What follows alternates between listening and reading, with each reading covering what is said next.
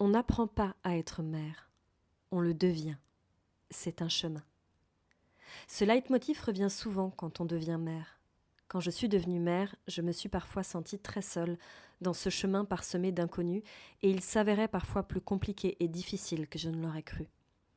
Quand j'ai écrit mon livre Vie de femme, vie de mère, j'avais très envie d'aborder le sujet du burn-out maternel et des douleurs en lien avec la maternité. J'avais envie de libérer la parole des femmes, des mères, pour leur permettre d'oser dire et poser des mots sur une souffrance ou une expérience qu'elles mettaient sous silence. J'avais envie de transmettre ma parole de femme et d'apporter ma petite pierre à l'édifice, partager mon chemin de résilience, mes outils pour contribuer à plus d'alignement et de clarté dans la vie des femmes. Et c'est ainsi que j'ai construit ce petit questionnaire ludique pour partager l'expérience de différentes femmes, différents vécus, différentes approches. Si à l'écoute de ce podcast, vous avez vous aussi envie d'apporter votre pierre à l'édifice, alors contactez-moi en message privé. En attendant, je vous souhaite un beau voyage, un beau partage et une belle expérience. Je suis Mélissa Nittenberg, Shakti, femme louve, chamane, tisseuse d'histoire et chanteuse d'âme. Je lead, j'écoute, je transmets, j'inspire et j'éveille. Un peu sorcière, un peu celle qui, un peu fée, je crée et guide les femmes à retrouver leur essence et à créer leur légende personnelle. Tisse ton histoire et retrouve ton plein pouvoir. Telle est ma devise.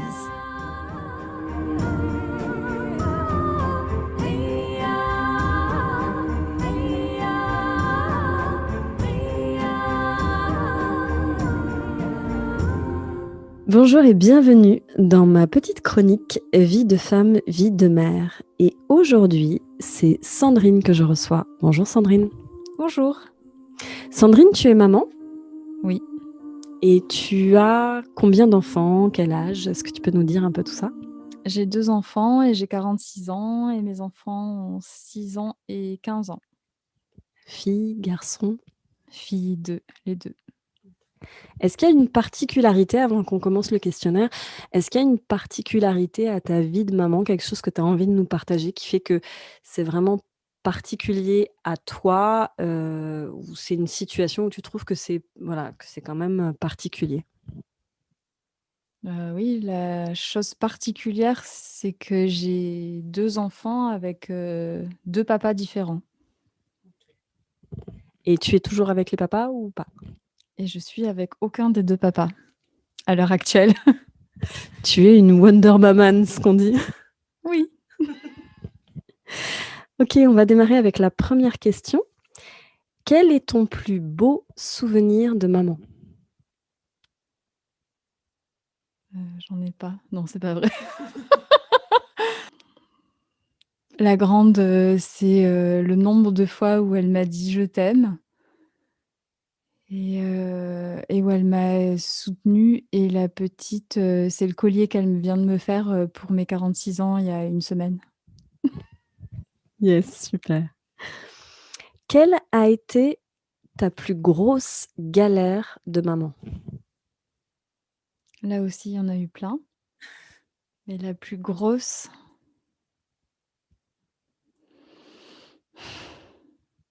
mmh, hem, c'est de pas, savoir gérer, toujours les crises d'ado de la grande et une fois d'avoir vraiment failli la foutre, dehors, de la voiture en pleine ville, quand elle avait, 13 ou 14 ans. OK.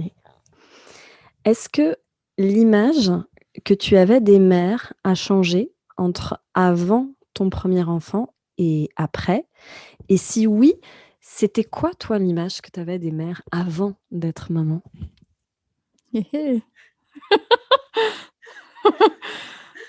Alors, l'image que j'avais des mères, c'était, quelque chose C'était une image de douceur, d'accueil, de tendresse, de compréhension, de patience à toute épreuve, la mère parfaite. Ça, c'était avant que j'aie des enfants. Voilà. Et après, du coup, ça t'a semblé différent? Oui, après ça m'a semblé bien différent, hein, Après je suis tombée de haut, je me suis déçue moi-même, plein de fois parce que je voyais que je collais pas du tout à l'image que j'avais et que voilà, parfois j'étais douce et souvent je l'étais pas. Parfois j'étais dans l'accueil et souvent je l'étais pas. Parfois j'étais patiente, mais souvent je l'étais pas. Te souviens-tu de ton plus gros craquage, pétage de plomb en tant que mère? Oui, heu, ma pet c'était avec ma petite, ma qui avait, je sais même pas quel âge elle avait. J'ai oublié, elle devait avoir, hem, 8 mois, 7 ou 8 mois et j'ai fait un voyage seule avec elle en avion et en train et une fois que je suis arrivée, pas tout à fait encore à l au là où je me rendais, quand j'ai retrouvé le papa et la grande, j'ai hurlé à un moment donné hyper fort, un énorme cri, sans paroles, parce que j'en pouvais plus et ça m'a choquée parce que j'ai hurlé, j'avais mon bébé sur les genoux et elle a dû quand même ça a dû lui casser les oreilles. Mmh. Ça a duré longtemps? Le cri en lui-même le cri en lui-même a dû bien durer, 30 secondes, mais qui étaient 30 secondes très, très longues en fait, et ça a choqué tout le monde, y compris moi-même. Et c'était, ça s'est passé parce qu'il y avait un ras-le-bol de plein de choses? C'est quoi qui comment toi tu le perçois? Ouais, il y avait un ras-le-bol de ouais, de plein de choses et surtout, d'être seule à gérer, beaucoup, beaucoup de choses. Quelle a été ta plus grande leçon sur ton chemin de maman? C'est, je crois que c'est quand les 2 filles quand j'en pouvais plus et que je suis partie quelques minutes, j'ai quitté la maison en laissant mes 2 filles, toutes seules, un soir et quand je suis revenue, elles étaient toutes calmes. La grande, elles avaient arrêté de se disputer déjà premièrement. La grande avait endormi la petite et elles étaient toutes mignonnes, toutes les 2. Et la grande m'a dit: «Ça va, calme-toi, on t'aime toujours», alors que j'avais rien dit. «On t'aime, tu notre maman chérie», alors que je venais de péter les câbles, complets. Du coup, ta plus grande leçon, c'est cet amour-là? Oui, c'est cet amour inconditionnel, de mes filles envers moi, alors que moi qui voulais absolument être dans l'amour inconditionnel, je l'étais pas. Ou pas complètement ou pas enfin pas quoi. Mmh. Qu'est-ce que tu aurais aimé qu'on te dise avant de devenir mère? Hem Mmh.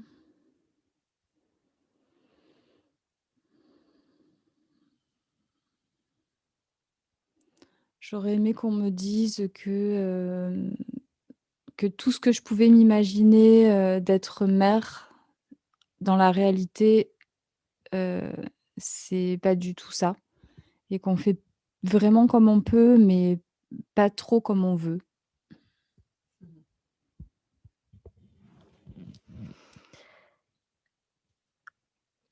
Quel cadeau penses-tu le plus serviable à recevoir quand on est mère? Le plus serviable? De l'aide. De l'aide, plus de l'aide sous plusieurs formes. De l'aide en temps libre, de l'aide en soutien, dans l'éducation ou dans le ménage ou dans des tâches, ou dans jouer avec les enfants et heu et de l'aide par exemple, en écoute empathique. Voilà. Maman rime avec accouchement, rime avec allaitement. C'était comment pour toi? Formidable.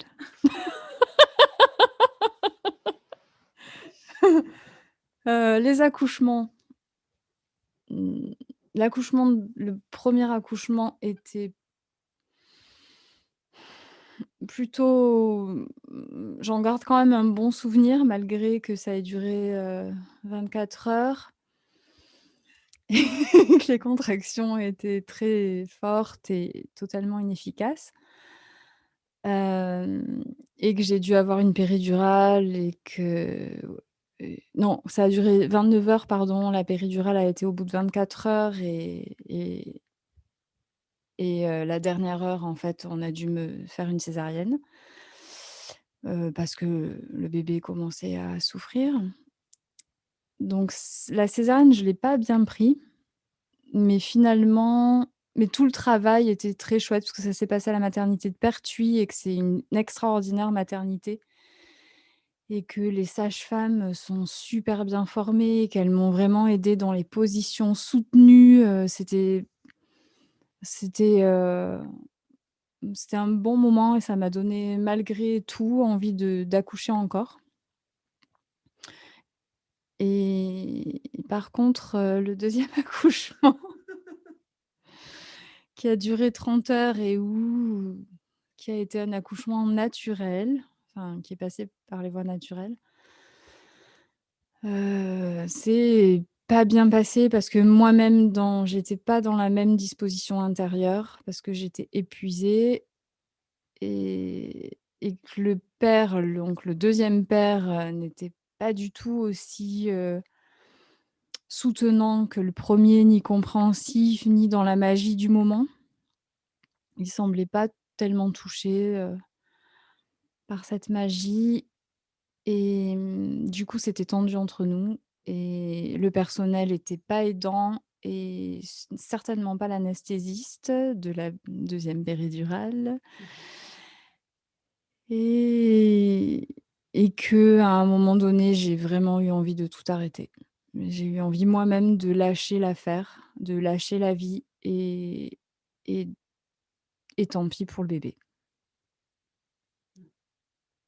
L'allaitement par contre, le premier un peu dur, avec des engorgements et tout ça, mais j'ai tenu le coup, 9 mois et le deuxième allaitement, parfait. Mais ça, elle s'est sevrée elle-même, elle a décidé le jour de ses 1 an que c'était terminé.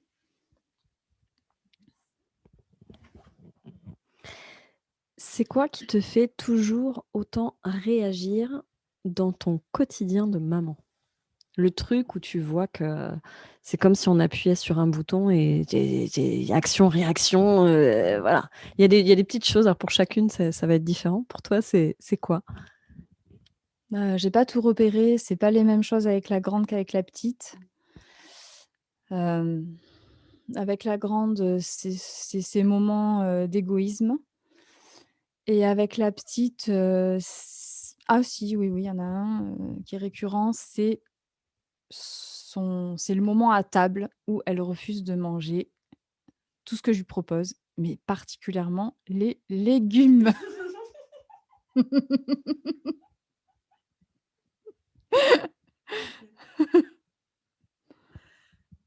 Donc ça, c'est le sujet.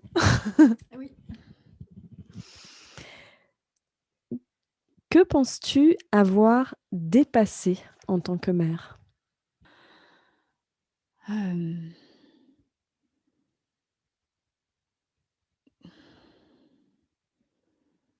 j'ai dépassé, un stade d'égoïsme, je pense. Donc il y a un grand, grand don de soi-même, qui va assez loin. Déjà pendant la grossesse, d'accepter de changer de forme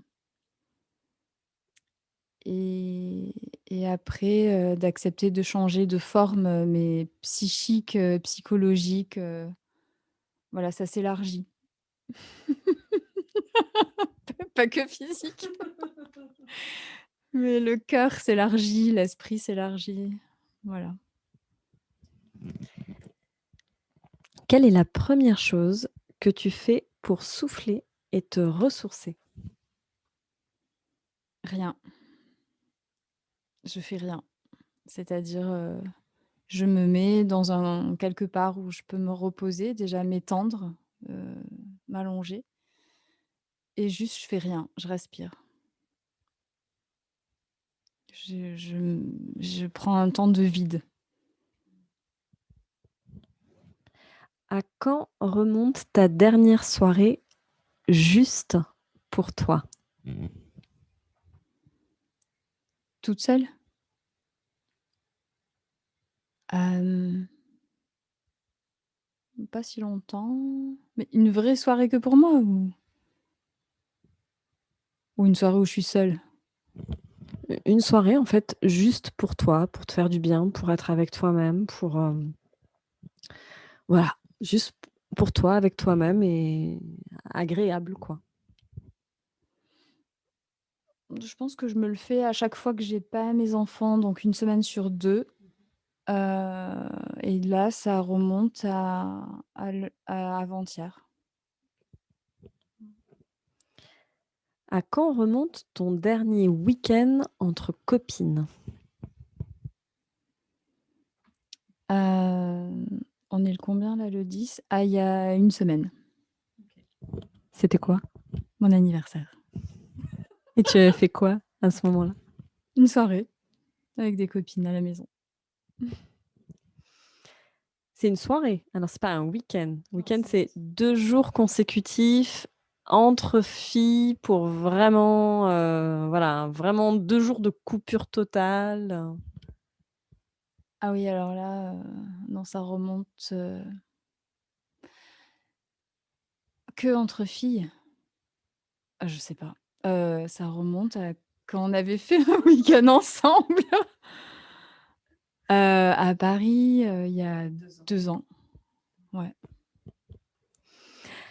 Parfois, tu sais qu'il ne faudrait pas, mais c'est plus fort que toi, tu le fais quand même pour tes enfants. Le genre de truc où, voilà, un truc que finalement tes enfants peuvent faire, sont capables de faire, mais bon voilà, tu es la maman et bon, bah, tu le fais quand même. Pour des personnes, c'est très, très différent. D'une femme à l'autre, c'est différent. Il y en a, ça va être, Genre c'est une bêtise ou? non, non, non, c'est vraiment c'est quelque chose que tu vas faire un peu comme une maman qui materne, en fait. Elle va le faire quand même pour ses enfants, même si, ils sont grands, ils peuvent très, très bien le faire tout seuls, mais c'est plus fort que voilà, c'est plus fort que toi, tu peux pas et ça peut être des choses différentes de la grande, de la petite. Pour toi, ça serait quoi? Mmh, la petite, c'est que j'accepte qu'elle dorme, dans mon lit, certaines fois, alors qu'elle a 6 ans et la grande, qu'est-ce que j'accepte? Hem, J'accepte rien. Alors c'est pas forcément quelque chose que tu acceptes, c'est quelque chose que tu vas faire pour elle, en fait, que tu fais. Hem, je sais pas, je crois que je fais rien pour la grande, malheureusement. Il y a pas un truc, je la materne, je suis pas tellement maternante, avec elle. Quelle est la chose dont tu es le plus fier en tant que mère? Hem,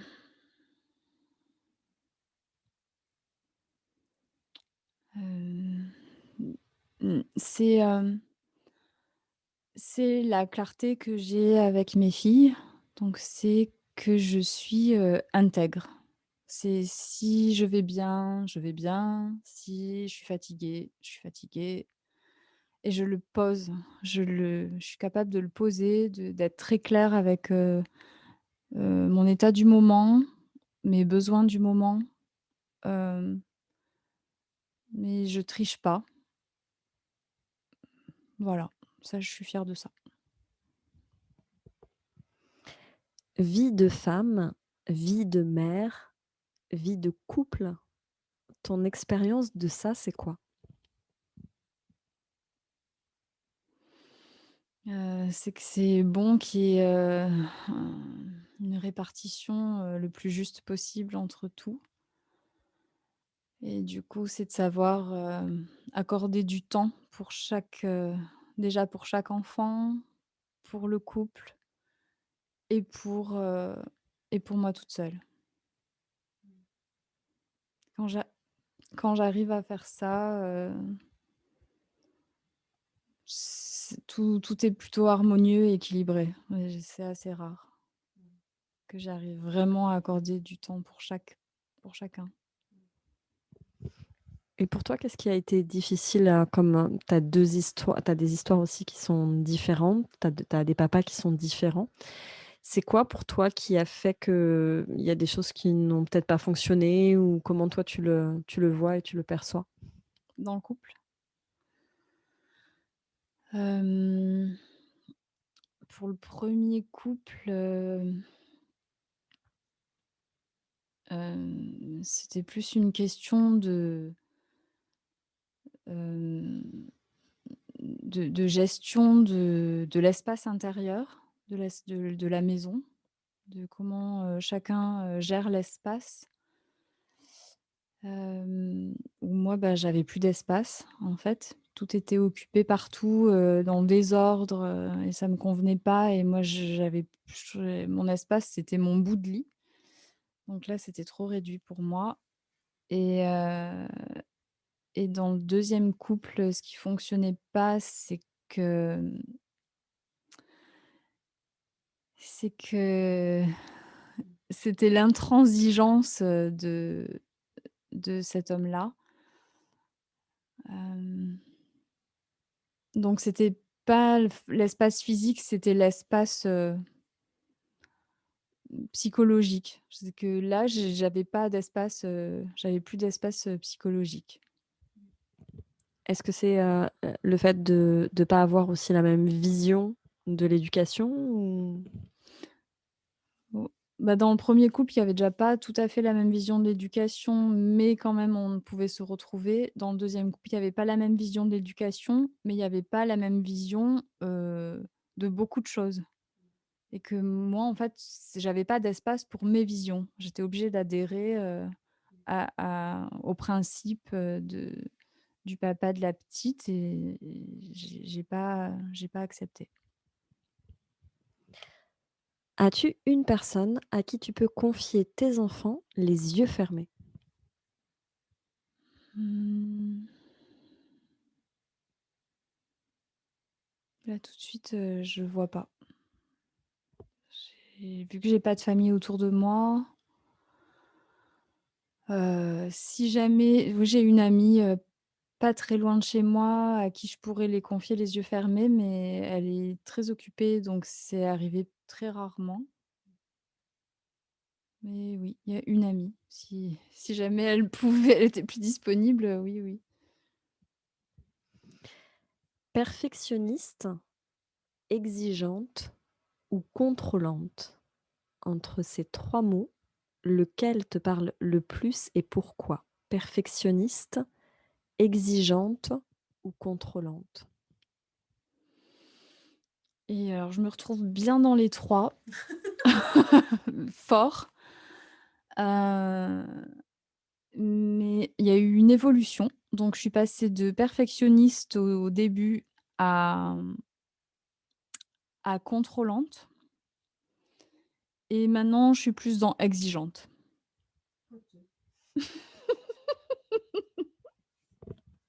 Pas mal comme programme. Et ton exigence, elle se manifeste comment pour toi? Elle se manifeste dans, être honnête. Donc le mensonge, c'est juste, pas possible.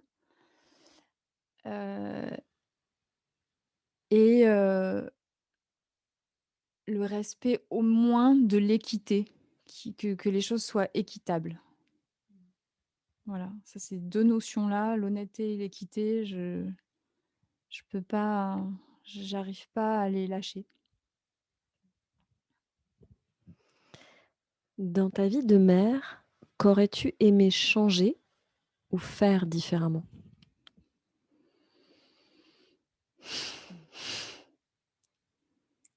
Hem, J'aurais aimé changer, plein de choses. J'aurais pas aimé être une mère célibataire. Hem et heu et j'aurais aimé avoir plus de temps pour mes enfants, donc pas faire un travail de profession libérale, sauf qu'en fait, je fais quand même le métier que j'aime. Mais j'aurais avoir aimé plus de temps et du coup être un peu plus posée, pas être mère au foyer, mais être peut-être, mi-temps et avoir du temps pour chaque chose, du temps pour cuisiner, du temps pour faire des petits plats, des confitures, être un peu maman gâteau, voilà. Et enfin, dernière question, quel est ton prochain rêve de femme? C'est de me marier avec l'homme que j'aime.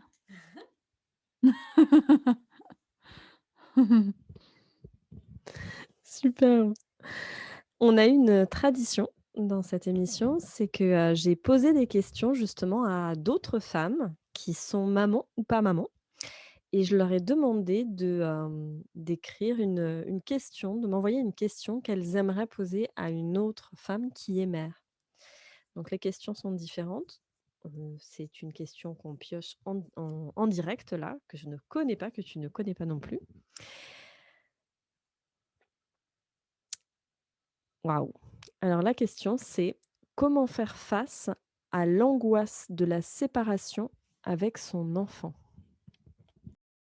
Alors au moment où ça se fait, c'est de respirer, premièrement, juste d'être avec sa respiration, sans penser à rien si possible, d'être vraiment avec sa respiration et ensuite, deuxièmement, de faire confiance à son enfant, que peu importe ce qu'ils vivent, ça sera OK.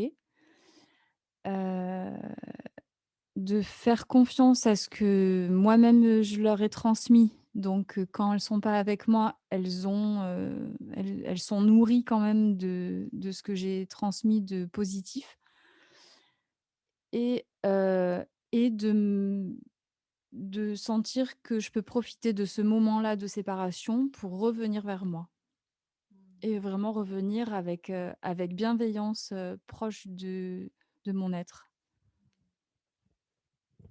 Waouh, j'aime beaucoup cette image-là de la confiance aussi, de la ressource de l'enfant, de la confiance aussi qu'il y a le lien qui perdure aussi et le fait de se revenir à la respiration pour pas être dans l'angoisse. Waouh! Bah, écoute, merci beaucoup. C'est une super belle image, je trouve, en même temps, de lien avec son enfant, de transmission et en même temps de prendre soin de soi. Ainsi s'achève notre session de questions. Sandrine, je te remercie beaucoup pour, cette, grande preuve de confiance et d'avoir partagé avec autant de sincérité et autant d'honnêteté. Donc vraiment, je te remercie beaucoup. Merci à toi. C'est la première fois que je réponds, à des questions comme ça et du coup ça c'est pas toujours évident parce que c'est comme ça, c'est d'un coup et que j'aurais pu répondre aussi à autre chose, parce qu'il y a c'est vaste. Mais ouais, c'est une belle expérience, merci. Je vous invite à me retrouver dans le prochain podcast et à mettre des commentaires, des likes et à m'envoyer vos questions ou à me contacter si vous aussi, vous voulez partager votre vie de femme et de votre vie de mère. À bientôt.